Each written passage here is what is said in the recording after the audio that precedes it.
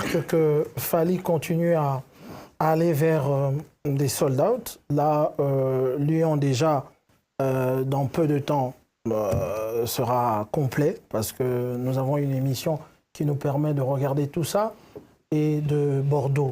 Pourtant, les gens ont dit que ce coin-là, c'est un coin reculé.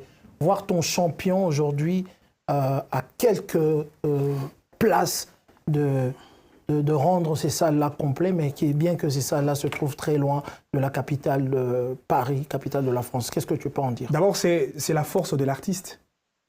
Et c'est un sujet d'honneur, parce qu'on pousse la culture musicale encore un peu plus loin. En dehors de Paris, cette fois-ci, ce serait Lyon, Bordeaux. Quoi de plus normal que nous, en tant que Congolais, nous soyons contents du fait que la musique congolaise est poussée très loin. Ça, c'est de un. De deux. Monsieur Marc Tabou, vous êtes résident ici en France. Vous savez que, excusez-moi, le succès de la plupart de stars musicales françaises a toujours été territorial. C'est-à-dire, il y a la Suisse, un artiste qui cartonne ici, à Paris, mais ce n'est pas forcément le cas à Lyon. Ce n'est pas forcément le cas à Lille, ce n'est pas forcément le cas à Bordeaux.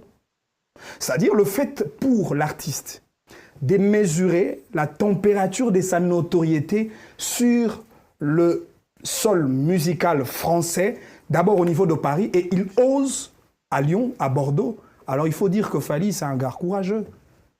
C'est un gars qui aime le défi. Et là, il va relever le plus grand défi. Je voudrais faire un petit rétropédalage sur le spectacle de Paris Arena à la Défense.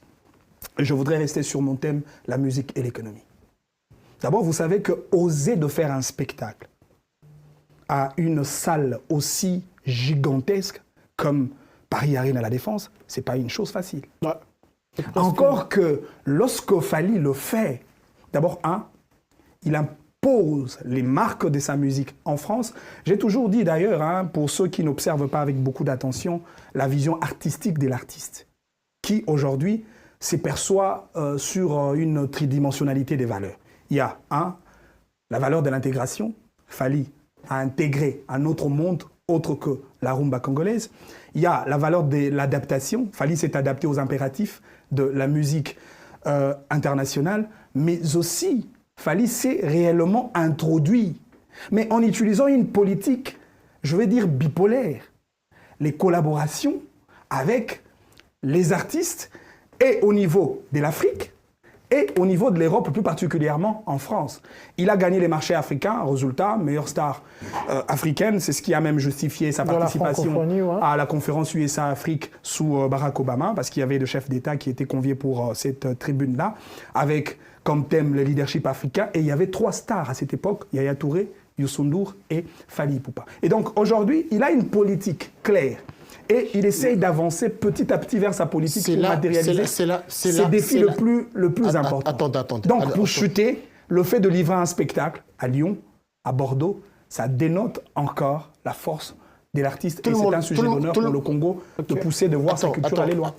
Maître Manix, tout le monde est d'accord là-dessus. Personne n'a dit le contraire. Mais je veux vous dire une chose, que vous sachiez. Vous savez, en 80, à Betty,